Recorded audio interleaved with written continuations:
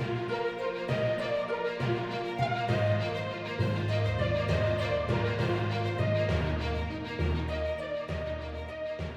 Video உங்களுடைய education பர்பஸ்க்காக மட்டும்தான். இன்வெஸ்ட்மெண்ட் அட்வைஸ் ஆகவோ ரெக்கமெண்டேஷனாவோ எடுத்துக்க வேண்டாம். உங்களுடைய ஓன் ரிசர்ச் மூலமா மட்டுமே நீங்க என்ன பண்ணணும், உங்களுடைய இன்வெஸ்ட்மெண்ட் டெசிஷன்ஸை எடுக்கணும். சரிங்களா?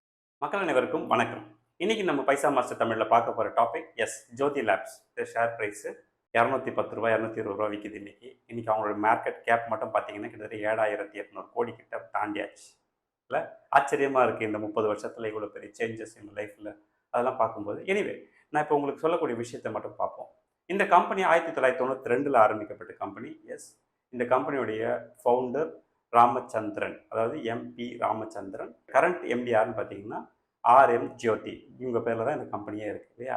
ரைட். இப்போ நம்ம இந்த கம்பெனி என்ன மாதிரியான பிஸ்னஸ்லாம் இருக்காங்கன்னு பார்த்தீங்கன்னா, ஃபேப்ரிக் கேர், இந்த dish wash, house hold items, அதாவது உஜாலா, எக்ஸோ, ஹென்கோ, ப்ரில்லாம் நீங்கள் பார்த்துருப்பீங்க இல்லையா? இந்த மாதிரியான ப்ராடக்ட்ஸ் எல்லாம் தான் இவங்க சேல் பண்ணுறாங்க. ஸோ ஒரு கேரளாவை பேசிக்காக வச்சு ஸ்டார்ட் பண்ண ஒரு கம்பெனி.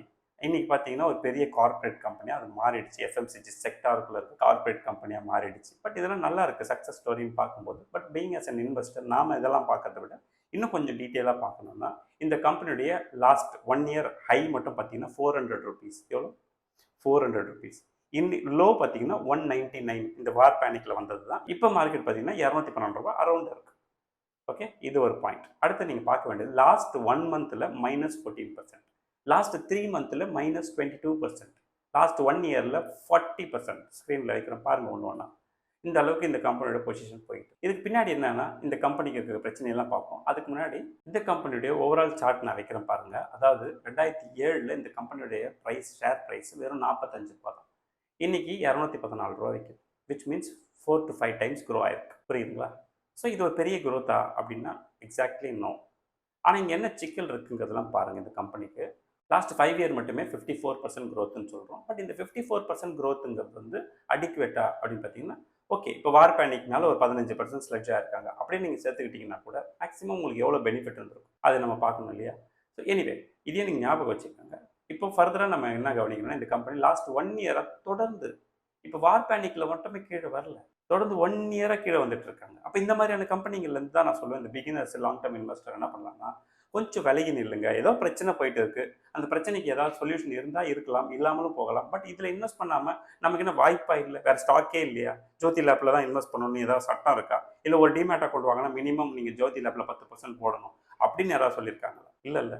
ஸோ ஸ்டாக்கை பற்றின பெரிய அளவுக்கு எக்ஸ்பீரியன்ஸ் இல்லை அப்படிங்கிறவங்க ப்ளீஸ் ஸ்டே அவே. அதில் எந்த குழப்பமும் இல்லை. இதில் இருந்த மாதிரியான பிரச்சனைகள் இருக்கா? இதெல்லாம் உங்களால் பார்க்க முடியுதா? நான் சொல்லக்கூடிய விஷயங்களா நீங்களும் ஃபீல் பண்ணுறீங்களா? அப்போ தென் நீங்கள் அனலைஸ் பண்ணி இன்வெஸ்ட் பண்ணுங்கள், தப்பே கிடையாது இல்லையா? இப்போ நம்ம என்ன பார்க்க போகிறோம்னா, இந்த company net worth 1400 crores 2000 crores improve ஆயிருக்கு. ஆனால் இதில் வந்து ஜஸ்ட் 50% தான் க்ரோத்து ஃபாஸ்ட்டு 5 இயரில். உங்களுக்கு ரெவென்யூன்னு பார்த்தீங்கன்னா கூட உங்களுக்கு பெருசாக சொல்லிக்கிற மாதிரி இல்லை. அதாவது நான் கேட்குறது என்னென்னா, எப்போவுமே ரெவென்யூங்கிறது 5 வருஷத்துக்கு ஒரு 2 டைம்ஸாவது ஆகணும். ப்ராஃபிட்டுங்கிறது 2 டைம்ஸ் ஆகணும். ஏர்னிங் பர் ஷேருங்கிறது 2 டைம்ஸ் ஆகணும். அப்போ தான் ஒரு கிராஜுவலான கம்பெனி அப்படின்னு சொல்லுவோம். இது எங்கே இருக்குது? ஸோ இது ஒரு கொஸ்டின். அடுத்தது நான் உங்களுக்கு சொல்கிறேன், இந்த கம்பெனியோட ப்ராஃபிட்னு பார்த்தீங்கன்னாலும் ஓகே, க்ரோ ஆகுது. பட் ஸ்டில் எங்கே ஒரு பிரச்சனை வரப்போகுது அப்படிங்கிறதையும் பார்த்துக்கோங்க. 2024 வரைக்கும் வளர்ந்த கம்பெனி 2025 ஸ்டெப் டவுன் பண்ணியிருக்காங்க.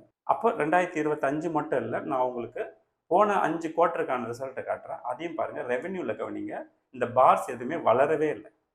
இங்கே பாருங்கள், உங்களுக்கு லாஸ்ட் மார்ச் 25க்கு விட இப்போ வந்து பெருசாக டெவலப்மெண்ட்டே இல்லை. சேல்ஸில் கிட்டத்தட்ட ஈக்குவல் ஸ்டேட்டஸில் இருக்குது.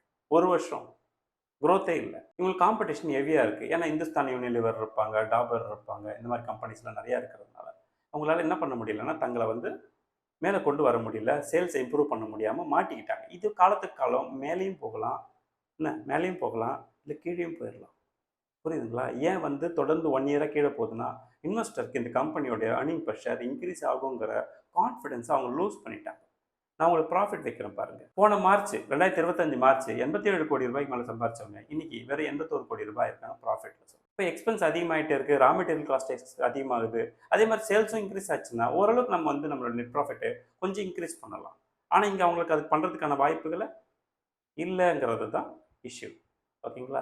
இன்னைக்கு இவங்களோட மார்க்கெட்டில் இவங்களோட பிஇ பார்த்தீங்கன்னா 21, பட் இண்டஸ்ட்ரி பிஇ 45 இருக்கு. இப்போ நீங்கள் என்ன நினைக்கலாம், இந்த பிஇ 45 விட கம்மியாக இருக்கு, அப்போ நம்ம இதை வாங்கி வச்சா ஃபியூச்சரில் சூப்பராக ஃப்ளரிஷ் ஆகும் அப்படின்னு நினைக்கலாம். இது உங்களுக்கான ட்ராப். இண்டஸ்ட்ரி பிஇயை விட ஒரு கம்பெனியோட பிஇ கம்மியாக இருக்குன்னா ஏதாவது பிரச்சனை இருந்துச்சுன்னா ஓகே, சின்ன சின்ன விஷயங்கள் வந்து எக்ஸ்டர்னல் ஃபேக்டர்னால. பட் இந்த கம்பெனிக்கே ப்ராப்ளம் இருக்குது, இந்த கம்பெனியின் எதிர்காலத்தில் ஏர்னிங் பர் ஷேர் இன்க்ரீஸ் ஆகுமான்னு தெரியாமல் மாட்டிக்கிட்டு இருக்குங்கிறது தான் நிதர்சனம். அதனால தான் நிறைய இன்வெஸ்டர் இதுல இருந்து எக்ஸிட் கொடுத்துட்டு இருக்காங்கன்னு நான் சொன்னேன். எங்களோட ROI இத்தனைக்கும் பார்த்தீங்கன்னா 18% இருக்கு. புக் வேல்யூலேருந்து ஏர்னிங் பர் ஷேர் வச்சு கணக்கு போட்டால் 18%. அங்கே இல்லை பிரச்சனை. நீங்கள் ஏர்னிங் பர் ஷேரையும் இன்னொரு ஏர்னிங் பர் ஷேரையும் கம்பேர் பண்ணும்போது 2 வருஷத்துக்கான ஏர்னிங் பர் ஷேர் கம்பேர் பண்ணும்போது இதோட growth ரேட் மினிமம் 15% மேலே இருக்கணும். வெறும் புக் வேல்யூலேருந்து நீங்கள் வந்து சம்பாதிச்சிட்டீங்க அப்படி சொன்னோன்னா இது ஏற்றுக்க முடியாது. அதுவும் பார்க்கணும் தான், இல்லைன்னு சொல்லல. பட் நான் ஒன்று உங்களுக்கு காட்டுறேன். இதோட ஏர்னிங் பர் ஷேர் பார்த்தீங்கன்னா 10 ரூபா 9 பைசா இருக்கு. இது புக் வேல்யூ 55 ரூபா இருக்கு. ஸோ இப்படி பார்க்கும்போது ஒரு 20% growth ஆன மாதிரி தெரியும். இப்போ ப்ரமோட்டர் பார்த்தீங்கன்னா உங்களுக்கு கிட்டத்தட்ட 62-63% ப்ரமோட்டர் வச்சிருக்காங்க. ரீட்டைல் செக்மெண்ட்டில் 9% இருக்கு. 9.21. இதோட ஆவரேஜ் பிஇன்னு எடுத்து போய் பார்த்தீங்கன்னா கிட்டத்தட்ட 30க்கு மேலே இருக்குங்க. போன 10 வருஷம் ரெக்கார்டு எடுத்து பார்த்தா ஆவரேஜ் பிஇ அந்த ஆசோலேஷன் தெரிஞ்சா தான் பிஇ 30க்கு மேலே இருக்குது. எங்கேயோலாம் போயிருக்கிறாங்க, 70 வரைக்கும்லாம் போயிருக்கிறாங்க. ஆனால் இன்னைக்கு என்ன நிலைமை? ஸோ ஒருவேளை நம்ம இப்போ பாசிட்டிவாகவே பார்ப்போமே, இவங்களோட போன 5 வருஷத்துக்கான ஏர்னிங் பர் ஷேரை எடுத்து நான் இதில் அப்டேட் பண்ணி பார்க்குறேன். ஸோ தட் 5 வருஷத்தை வச்சு நான் ஒரு 2030 வரைக்கும் எவ்வளோ வரலாம் அப்படின்னு பார்த்தீங்கன்னா, இவங்க எந்த விதமான பிரச்சனையும் இல்லாமல் இவங்க இந்த சேல்ஸ் க்ரோத்தை இயர் ஆன் இயர் இன்க்ரீஸ் பண்ணுவாங்க அப்படின்னா மேபி இவங்க எங்கே போய் லேண்ட் ஆகலாம், 22 ரூபா ஏர்னிங் பர் ஷேரில் 2030 போய் லேண்ட் ஆகலாம். ஆனால் இதுதான் லேண்ட் ஆகுவாங்களான்னு எனக்கு தெரியாது. இப்போ மக்கள், அதாவது இன்வெஸ்டர் நினைக்கிறது என்ன, இவங்க இவ்வளோ தூரம் போகிறதுக்கு பதிலாக ஒருவேளை 12 ரூபாயில் கூட போய் லேண்ட் ஆகலாம், 13 ரூபாயில் கூட போய் லேண்ட் ஆகலாம். ஏன்னா இன்னைக்கு நிலைமை இவங்களுக்கு வேகமான சேல்ஸ் இல்லை. சேல்ஸில் மார்ஜின் இருக்குது, பட் சேல்ஸ் இல்லை இல்லையா? காம்படிஷன் இவங்களால் அட்டன் பண்ண முடியலைங்கிறது தான் நான் சொல்ல வந்தேன். சரி, ஓகே, 22 ரூபாய் ஏர்னிங் பர் ஷேரையும் பார்ப்போம், 12 ரூபாய் ஏர்னிங் பர் ஷேரையும் பார்ப்போம். 2 டேபிளையும் போட்டு உங்களுக்கு காட்டிடுறேன். Now you decide whether you want to stay or not.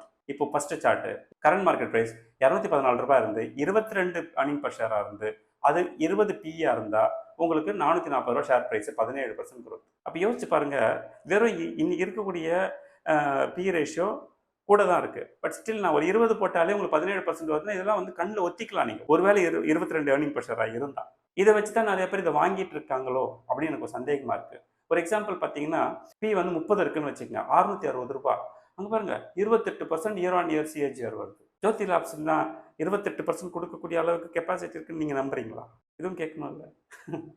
So anyway இதெல்லாம் நம்ம அழிச்சிருவோம். திருப்பி ஒரு 12 போட்டு பார்ப்போம். 12 போட்டால் என்ன வருது பார்த்தீங்கன்னா, இப்போ 214 ரூபாய் இன்னைக்கு share price, earning per share ஃபியூச்சரில் 12 ரூபாய் ஆச்சுன்னா 264 ரூபாய் வரைக்கும் போகலாம்.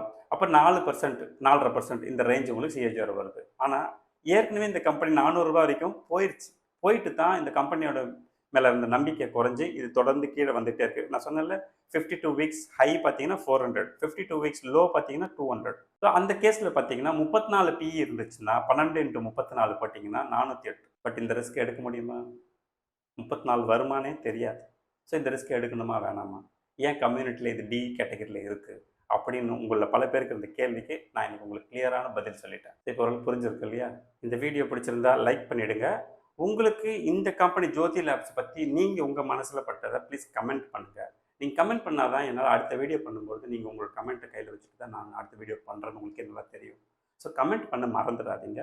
ஸோ கம்யூனிட்டியில் ஜாயின் பண்ண விரும்புகிறவங்க ப்ளீஸ் இமீடியட்டாக ஜாயின் பண்ணிக்கோங்க. டிஸ்கிரிப்ஷன் லிங்க் கொடுத்துருக்கேன், அதில் ஒரு வீடியோ இருக்குது, நல்லா பாருங்கள், பிடிச்சிருந்தா ஜாயின் பண்ணிக்கோங்க. ஓகேவா? நான் எப்பவுமே சொல்கிறேன், ஃப்ரெண்ட்ஸ் அண்ட் ஃபேமிலிக்கு காசு பணம் கொடுத்து உதவி செய்கிறத விட என்ன பண்ணலாம், இந்த மாதிரி நல்ல இன்வெஸ்ட்மெண்ட்ஸ் ஐடியாஸ் கொடுங்க, அவங்க லைஃப்பில் பெட்டராக வருவாங்க. எனிவே, அடுத்த ஒரு இன்ட்ரெஸ்டிங்கான வீடியோவில் சந்திப்போம். நன்றி, வணக்கம்.